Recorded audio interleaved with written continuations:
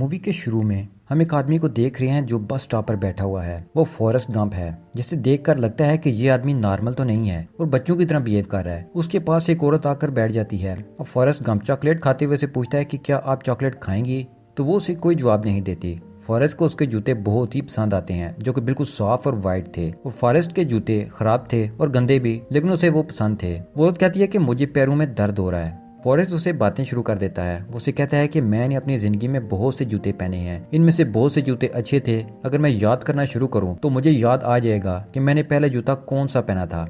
फिर वो फ्लैशबैक में चला जाता है। दोस्तों, इस मूवी की स्टोरी को आगे बढ़ाने से पहले मैं आपको बताता चलूं कि ये मूवी 1994 में रिलीज हुई और इसने पूरी दुनिया में धूम मचा दी। लायन किंग के बाद ये उस साल का हॉलीवुड का दूसरा बड़ा शाहकार था। ये उस वक्त के $50 मिलियन के बजट से बनने वाली एक महंगी मूवी थी। टॉम हैंक्स उसके मेन लीड एक्टर थे और इस मूवी ने बॉक्स ऑफिस पर $678 मिलियन का बिजनेस करके सबको हैरान कर दिया। ये मूवी 13 ऑस्कर अवार्ड्स के लिए नामजद हुई और 6 अवार्ड अपने नाम करने में कामयाब रही। आज 28 साल गुजरने के बाद भी लोग इस मूवी के सैर से बाहर नहीं आ सके और बॉलीवुड एक्टर आमिर खान ने भी इस मूवी की अडेप्टेशन में मूवी बनाई है। तो चलें मूवी की स्टोरी को आगे बढ़ाते हैं। जहाँ हम देखते हैं कि फॉरेस्ट को चलने में मसला है तो उसकी माम उसे डॉक्टर के पास लेके आती हैं, जो उसे लोहे के राड से बना एक सांचा उसकी टांग के गिर लगा देता है ताकि वो किसी सहारे के बगैर चल सके और उसकी टांगें ठीक हो सकें। लेकिन डॉक्टर उसकी माम को बताता है कि उसकी रीढ़ की हड्डी ठीक नहीं है, टेढ़ी है, इसलिए वो कभी सही तरीके से चल नहीं सकेगा। फॉरेस्ट इन्हीं नए जूतों के साथ चलना शुरू कर देता है। वो अपने नए जूतों की वजह से परेशान था और देख रहा था कि वो बाकी लोगों से मुख्तलिफ है। तो उससे पहले कि वो डीमोटिवेट होता, उसकी माम उसे मोटिवेट करती है कि तुम सबसे अलग हो, खुदा साहब को एक जैसा नहीं बनाता, इसलिए तुम स्पेशल हो। उसकी माम चाहती थी कि फॉरेस्ट कभी भी अपनी किसी कमी की वजह से इमोशनली डीमोटिवेट ना हो और डिप्रेशन में ना जाए। और फॉरेस्ट को स्कूल भेजने का टाइम आता है तो कोई भी स्कूल उसे एडमिशन नहीं देता। स्कूल का प्रिंसिपल कहता है कि उसका आईक्यू लेवल बहुत कम है, तो उसकी मदर प्रिंसिपल से बात करके किसी भी तरीका से उसे मना लेती हैं और एडमिशन मिल जाता है। जब वो स्कूल बस में जाता है तो कोई उसे बात नहीं करता, लेकिन यह लड़की जेनी उसे अपनी सीट पर बिठा लेती है और दोनों की दोस्ती हो जाती है। फॉरेस्ट के फादर फोत हो चुके हैं, लेकिन उनके पास एक बड़ा घर है। उसकी माम घर का खर्चा चलाने के लिए घर में गेस्ट रखती है। एक दिन उनके घर बॉलीवुड का उस टाइम का एक बहुत बड़ा सिंगर एल्विस प्रेस्ली आता है। ये 60s और 70s का इतना बड़ा सिंगर था कि माइकल जैक्सन भी उसकी नकल उतारा करता था। हम देखते हैं कि एक दिन एल्विस गिटार बजा रहा है तो फॉरेस्ट उसके पास आता है और अजीब सा फनी डांस करता है। फिर फॉरेस्ट और उसकी माम देखते हैं कि एल्विस ने फॉरेस्ट के डांस मूव को अडॉप्ट किया है और अपने एक गाने में वो यही मूव कर रहा है और ये मूव करके वो पूरी दुनिया में मशहूर हो गया है। अब हम देखते हैं कि फॉरेस्ट और जेनी साथ में घूम रहे हैं तो इधर उसके स्कूल के लड़के आ जाते हैं जो फॉरेस्ट को मुख्तलिफ होने की वजह से तंग कर रहे हैं। वो उसे पत्थर भी मार रहे हैं। तो जेनी उसे कहती है कि फॉरेस्ट भागो, जितना तेज भाग सकते हो भागो। वो भाग तो नहीं सकता था क्योंकि उसकी रीढ़ की हड्डी भी टेढ़ी थी और टांगे भी कमजोर, लेकिन वो इसी हालत में उन लड़कों के डर से भागना शुरू कर देता है। वो लोहे की सलाखों वाले जूतों के साथ अजीब तरीके से आहिस्ता सा भागता है। वो लड़के पास आ रहे थे तो वो तेजी से भागना शुरू कर देता है और हम देखते हैं कि आहिस्ता आहिस्ता उसके पाँव के राड टूटना शुरू हो जाते हैं और अचानक वो किसी सहारे के बगैर तेज भागना शुरू कर देता है। वो इतनी तेज भागता है कि साइकिल वाले लड़के भी उसे नहीं पकड़ सकते। जेनी फॉरेस्ट को कहती है कि मेरे घर में कुत्ता है, इसलिए मैं तुम्हारे घर सोने आ जाया करूंगी। अब सीन बदलता है और फॉरेस्ट जेनी जवान हो चुके हैं। अभी वो स्कूल वाले लड़के जब मौका मिले फॉरेस्ट को तंग करते हैं। फॉरेस्ट जेनी घूम रहे होते हैं कि वो लड़के आ जाते हैं और उसे पत्थर मारने लगते हैं। फॉरेस्ट फिर भागता है और वो लड़के गाड़ी में उसका पीछा करते हैं, लेकिन फॉरेस्ट इतनी तेज भागता है कि वो लड़के गाड़ी में भी उसे अब नहीं पकड़ सकते। वो भागते भागते फुटबॉल ग्राउंड में आ जाता है। ये अमेरिकन फुटबॉल है जो रग्बी की तरह लगता है। फॉरेस्ट इतनी तेज भागता है कि बॉल लेकर भागने वालों को भी पीछे छोड़ देता है। अब ग्राउंड में मौजूद कोच ये देख रहा था। वो उसकी रफ्तार से बहुत इंप्रेस है। वो उसे अपनी टीम में शामिल करना चाहता है, लेकिन उसके लिए उसे कॉलेज जाना होगा। लेकिन वो तो स्कूल में काफी सालों से फेल हो रहा है, लेकिन कुछ भी करके वो उसे कॉलेज एडमिशन ले देते हैं और अब वो फुटबॉल टीम का हिस्सा है। जब भी गेम में वो खेलता है उसका काम बॉल लेकर भागना होता है। उसे गेम के बारे में जरा भी पता नहीं होता। जब भी बॉल उसके हाथ में आती है तो वो बिजली की रफ्तार से भागना शुरू कर देता है। वो कई बार ऐसा हुआ है कि वो रुका ही नहीं और भागते भागते बॉल लेकर घर आ गया, लेकिन टीम मैनेजमेंट को उसकी परवाह बिल्कुल नहीं थी क्योंकि फॉरेस्ट उनके लिए मैच जीत रहा था। वो इसी में खुश थे। फॉरेस्ट इतना फेमस हो जाता है कि अमेरिका की फुटबॉल टीम में उसे शामिल कर लिया जाता है। उसके बाद 5 साल गुजर जाते हैं, उसे कॉलेज डिग्री मिल जाती है। अब वो ग्रेजुएट है। फॉरेस्ट कहता है कि अजीब बात है कि मैं तो सिर्फ भागता ही रहा और ये लोग उसके बदले मुझे डिग्री दे रहे हैं, ये तो बहुत ही अजीब बात है। वो अपनी माम के साथ बहुत खुश होता है। इतने में एक आर्मी ऑफिसर उसके पास आता है और एक ब्रोशर उसे देता है और अपने करियर के बारे में पूछता है। तो फॉरेस्ट ये देखकर आर्मी में भर्ती हो जाता है। अब इसके लिए फॉरेस्ट को ट्रेनिंग पर जाना होगा। लेकिन उसे इस बारे में तो कुछ भी नहीं पता। उसे एक बस में जाना है। वो बस पर चढ़ता है और ड्राइवर को कहता है कि मैं फॉरेस्ट गंप हूँ। लेकिन ड्राइवर बहुत खड़ूस और बदतमीज था। वो उसे कहता है कि किसी को फर्क नहीं पड़ता कि तुम कौन हो, जाओ और अपनी सीट पर बैठ जाओ। लेकिन जैसा कि फर्स्ट डे ऑफ स्कूल में उसके साथ हुआ था कि किसी ने उसे अपने साथ नहीं बैठने दिया, आज भी उसे कोई अपने साथ बैठने नहीं देता। वहाँ एक अजीब हरकतें करने वाला लड़का होता है, वो उसे अपने साथ बिठा लेता है। वो कहता है कि मेरा नाम बेंजामिन है, तुम मुझे बब्बा बुला सकते हो। फॉरेस्ट कहता है कि मेरा नाम फॉरेस्ट गंप है, मुझे लोग फॉरेस्ट गंप ही बुलाते हैं। अब हम देखते हैं कि बब्बा उससे बातें शुरू करता है। वो फॉरेस्ट से भी ज्यादा अजीब बातें किया करता था, बिल्कुल ही बेतुकी। वो उसे कहता है कि फौज में तो मैं आना ही नहीं चाहता था, मेरा ख्वाब था कि मैं झींगों का कारोबार करूं, मेरी माँ भी झींगे पकाती है, झींगे वो झींगे ये। बब्बा हर वक्त झींगों की बातें किया करता था, जैसे दुनिया के सबसे अहम चीज झींगे ही हूँ। फिर फॉरेस्ट की ट्रेनिंग शुरू होती है और फिर एक दिन आता है जब वो उसे जंग में भेजने वाले होते हैं। इन दिनों अमेरिका वियतनाम की जंग जारी थी। वो वापस आता है और जेनी को बताता है कि वियतनाम जा रहा है। जेनी फिक्रमंद हो जाती है, उसे कहती है कि तुम प्रॉमिस करो कि जब भी मुश्किल आएगी तो तुम हीरो बनने की कोशिश नहीं करोगे बल्कि भागोगे। फॉरेस्ट उसे कहता है कि मैं ऐसा ही करूंगा। दोनों बातें करते हैं और फॉरेस्ट उसे कहता है कि मैं वहाँ से हर रोज तुम्हें एक लेटर लिखूंगा। फिर जेनी वहाँ से चली जाती है। अब हम देखते हैं कि फॉरेस्ट फौज के साथ वियतनाम आ गया है। वो जिस कैंप में उतरता है वहाँ साथ ही समुद्र है, तो बब्बा जो उसके साथ होता है वो फॉरेस्ट से फिर झींगों की बातें शुरू कर देता है। वो कहता है कि मैं शर्त लगा सकता हूँ कि इस समुद्र में बहुत सारे झींगे होंगे और इस जगह पर कब्जा करके हम यहाँ सारे झींगे पकड़ लेंगे। फिर दोनों फौज के साथ फील्ड में चले जाते हैं और यहाँ भी बब्बा उसके साथ ही था। यहाँ फिर से झींगों की बातें शुरू हो जाती हैं। बब्बा फॉरेस्ट को अपना प्लान बताता है। वो कहता है कि यहाँ से वापस जाकर हम एक शिप खरीदेंगे, फिर हम समुद्र में जाकर झींगे पकड़ेंगे, हम दोनों पार्टनर होंगे और तुम फिक्र ना करो, हम दोनों 50-50 के पार्टनर होंगे। और सबसे अच्छी बात है कि हमें घर भी नहीं आना पड़ेगा, हम वही बोट पर सो जाएंगे और जब भूख लगेगी झींगे खा लिया करेंगे। फॉरेस्ट कहता है कि तुम्हारा प्लान अच्छा है। फॉरेस्ट उसे और कहता भी क्या, यहाँ वियतनाम में उन्हें काफी महीने हो चुके हैं। यहाँ वो कभी किसी मिशन पर हैं तो कभी किसी और मिशन पर। वियतनाम में अमेरिका की फौज की बहुत बुरी हालत है। वियतनामी आज़ादी पसंद कहीं से भी आ जाते हैं और उनसे जंग शुरू हो जाती है। इसी तरह एक दिन वो एक जंगल से जा रहे होते हैं कि वियतनामी उन पर अटैक कर देते हैं।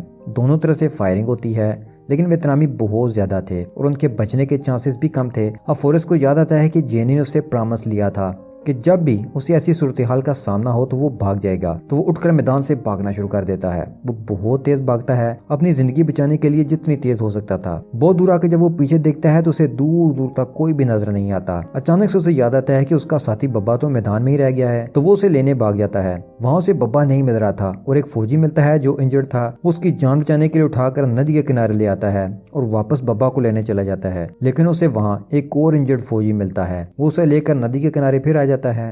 अब वो तेज तेज भागना शुरू कर देता है और जितने जख्मी फौजी थे उन्हें कंधे पे उठाकर दुश्मन से बचाकर नदी के किनारे ले आता है। लेकिन बब्बा उसे अब भी नहीं मिल रहा था। वो वापस जाता है तो वहाँ उसे एक ऑफिसर लेफ्टिनेंट डैन नजर आता है जो जख्मी हालत में है। फॉरेस्ट उसे कहता है कि तुम जंग नहीं लड़ सकते, जख्मी हो, लेकिन वो नहीं मानता और दुश्मन का आखिरी सांस तक सामना करना चाहता था। अब फॉरेस्ट जबरदस्ती उसे कांधे पर उठाता है और नदी के किनारे ले आता है। लेकिन बब्बा तो अभी वहीं है, जिंदा या मुर्दा, लेकिन फॉरेस्ट उसे वहां नहीं छोड़ सकता था। वो फिर से वहां जाना चाहता है। लेफ्टिनेंट उसे रोकता है कि ना जाओ, वहां बम गिराने वाले हैं, तुम मर जाओगे। लेकिन फॉरेस्ट अपने दोस्त को लेकर वहां चला जाता है तो ढूंढने पर उस बार उसे बब्बा मिल जाता है। बब्बा को गोली लगी थी। फॉरेस्ट उसे उठा कर ले आता है, लेकिन बब्बा बहुत जख्मी था इसलिए वो बच नहीं पाता। फॉरेस्ट ये देखकर बहुत दुखी हो जाता है। अब हम हॉस्पिटल का सीन देखते हैं जहाँ फॉरेस्ट भी है जो कि आइसक्रीम खा रहा है। उससे बट पर गोली लगी होती है, लेकिन उससे क्या परवाह, वो अपनी आइसक्रीम को एंजॉय कर रहा है। वो अब डेन के बेड के पास आता है और उसे एक आइसक्रीम ऑफर करता है, लेकिन वो इनकार करते हुए उसे नफरत से देखता है क्योंकि फॉरेस्ट ने उसकी जान बचाई थी।